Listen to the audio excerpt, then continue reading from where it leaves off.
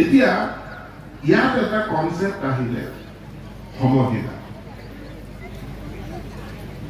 এই সমজিলাৰ কথাটো যদি আমি চাওঁ তেনেহলে মই যদি ব্ৰিটিছৰ দিনলৈ ঘূৰি যাওঁ, ডিসি এই শব্দটো ব্ৰিটিছৰ দিনৰ পৰাই আহিছে। আৰু ব্ৰিটিছৰ প্ৰশাসনটোৰ প্ৰধান লক্ষ্য উদ্দেশ্য কি বেলেগ আছিল, আমাৰ লক্ষ্য উদ্দেশ্য বেলেগ। ব্ৰিটিছৰ দিনত এডমিনিষ্ট্ৰেশ্যন প্ৰশাসনৰ প্ৰধান উদ্দেশ্য আছিল কৰ কাটল সংগ্ৰহ কৰা। আৰু সেইকাৰণে জিলাখনত কৰ কাটল সংগ্ৰহ কৰা মূল মানুহজনক কৈছিল ডিসি, অৰ্থাৎ ডেপুটি কালেক্টৰ। কালেক্টৰ সংগ্ৰাহক, কৰ কাটল সংগ্ৰাহক। আমাৰ আজি সাৰ্কুল অফিস বুলি আজি আমি কৈছো, কিন্তু এতিয়াও বহুত মানুহে ভুলতে এসডিসি কৈ থাকে। এসডিসি মানে কি? সাব ডেপুটি কালেক্টৰ, অৰ্থাৎ কৰ কাটল সংগ্ৰাহক। অসমীয়াত কৈছে উপপ্ৰতি সমাহৰ্তা। এতিয়া সমাহৰ্তা মানে কি? সমাহৰ্তা মানে কালেক্টৰ। এই কালেক্টৰ অৰ্থাৎ কৰ কাটল সংগ্ৰহ কৰা এইটো অফিস আছে। তাৰ পৰা আহি আমি ডেপুটি কমিশনাৰ, আজি আমি আহি ডিস্ট্রিক্ট কমিশনার, তার ডিস্ট্রিক্টর অধীনত থাকে সাব ডিভিজন। সাব ডিভিজন কি কারণে? বহু সময় বহুত মানুহে মহকুমা দাবী সমিতি গঠন কৰি দাবী কৰে। এতিয়া মহকুমা দাবী সমিতি যেতিয়া আহে কিয় কৈছে যে নহয় আমি এইটো কামৰ কাৰণে আমি ইমান দূৰ অহা যোৱা কৰিব লাগে, গতিকে ঘৰৰ কাষত আমাক মহকুমা অফিসটো লাগে। বহুতে জিলা দাবী সমিতি গঠন কৰে যে নতুন জিলা এখন লাগে। নতুন জিলা এখন কিয় লাগে? যে আমি প্ৰতিটো মিটিং এখন পাতিবৰ কাৰণে পাৰমিশন বিচাৰি ইমান দূৰ যাব লাগে ডিসি। এই কথাখিনি বিচাৰ বিবেচনা কৰি অসম চৰকাৰে সিদ্ধান্ত ললে যে প্ৰতিটো বিধানসভা সমষ্টি এখন ইয়াত একোজনকৈ এডিসি থাকিব, এডিশনাল ডিস্ট্ৰিক্ট কমিশনাৰ, আৰু তেওঁৰ সকলো ডিসি জনৰ যি ক্ষমতা থাকে এই সকলোখিনি ক্ষমতা এই এডিসি জনৰ পৰা থাকিব। এই চিন্তাটোৰে বিকশিত হৈ গ'ল যে প্ৰত্যেকটো বিধানসভা সমষ্টি একোটা কাৰ্যালয় দিয়ক, যিটো জিলা কাৰ্যালয়ৰ সমান পৰ্যায়, সমপৰ্যায়ৰ, মাত্ৰ কেইটামান লিমিটেড কিছু ক্ষমতা থাকিব সেইটো জিলাৰ হাতত। আৰু যিখন সদৰ জিলা হয়, জিলাৰ সদৰত সমজিলা আয়ুক্ত নাথাকে। যেনে মই ধেমাজি বিধানসভা সমষ্টি, ধেমাজি যিহেতু জিলাৰ সদৰ, মোৰ ধেমাজিত সমজিলা আয়ুক্তৰ কাৰ্যালয় নহয়, কাৰণ মোৰ জিলাত জিলা আয়ুক্তৰ কাৰ্যালয়ে আছে, মোক আৰু বেলেগে সমজিলা কাৰ্যালয় নালাগে। কিন্তু যিটো সমষ্টি ডিস্ট্ৰিক্ট হেডকোয়াৰ্টাৰ নাই,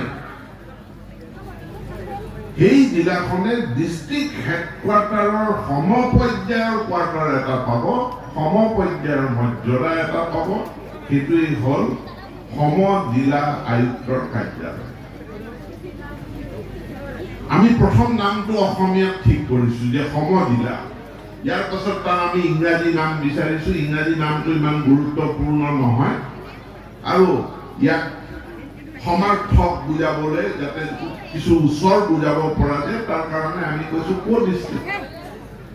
এতিয়া পঞ্চায়তত যিবিলাকে কাম কৰে, পঞ্চায়তত MDNREGAৰ একশন প্লেনখন এপ্ৰুভ কৰাবৰ কাৰণে লখিমপুৰ যাব লাগে। এতিয়াৰ পৰা পঞ্চায়তৰ এই MDNREGAৰ একশন প্লেনখন এইখন সেংশন কৰাবলৈ, এপ্ৰুভ কৰাবলৈ লখিমপুৰ যাব নালাগে, সেইটো ঘোষণাতে। মই যদি গোটেই তালিকাখন আপোনালোকক গাই দিওঁ, ডিজাস্টাৰ মেনেজমেন্ট এটা অতি গুৰুত্বপূৰ্ণ বিষয়, লখিমপুৰ যাব নালাগে। ৰেভিনিউ কালেকশ্যন, লেণ্ড ৰেভিনিউ কোনো মেটাৰত লখিমপুৰ যাব নালাগে। লেণ্ড ৰিফৰ্মছ লখিমপুৰ যাব নালাগে।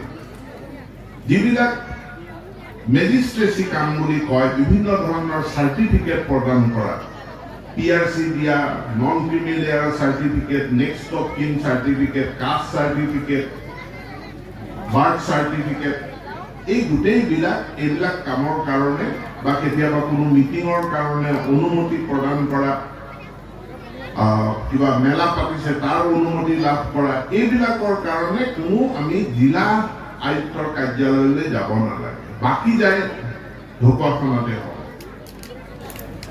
আমাৰ যিবিলাক বিভিন্ন উন্নয়নমূলক আঁচনি হয়, MPLAD, MLALAD, অসম দৰ্শন ইত্যাদি, এই কামবিলাকৰ কাৰণে আমি লখিমপুৰ যাব নালাগে, এইবিলাক সব ঢকুৱাখানাতে হয়। ITDP, SC, ST বোৰ্ডৰ কামবিলাক জিলাৰ ডিচিৰ ইয়াতে কোনো কাম নাথাকিব, সেইবিলাক সকলোবিলাক ইয়াতে হ'ব। Food and public distribution, ration card সম্পৰ্কীয় সকলো কাম, সমবায় সমিতিৰ থকা সকলো কাম ইয়াতে হ'ব। এক্সাইজৰ বিভিন্ন কাম, আনকি মানে মদৰ দোকানৰ লাইচেন্সলৈকে DC অফিচলৈ এতিয়া আৰু যাব নালাগে, এই গোটেইবিলাক কাম জিলাতে হ'ব। পঞ্চায়তত মই উল্লেখ কৰি গ'লো যে পঞ্চায়তত আমাৰ MD এনৰেগাৰ একশ্যন প্লেনৰ পৰা আৰম্ভ কৰি PMAY, ASRLM ইত্যাদি যিমানবিলাক কাম আছে সেইবিলাক ইয়াতে হ'ব। জিলাখনৰ কিছু ছুপাৰভাইজৰি কিছু কাম থাকিব, যিখিনি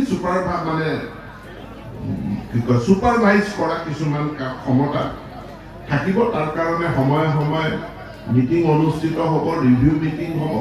কিন্তু লখিমপুৰ জিলাৰ ভিতৰতে ঢকুৱাখানা এখন জিলা পৰ্যায়ৰ সকলো কাম কাজ লখিমপুৰলৈ নোযোৱাকৈ ঢকুৱাখানাতে কৰিব পৰা আমাৰ নতুন কাৰ্যালয়টোৱেই হ'ল জিলা আয়ুক্ত কাৰ্যালয়।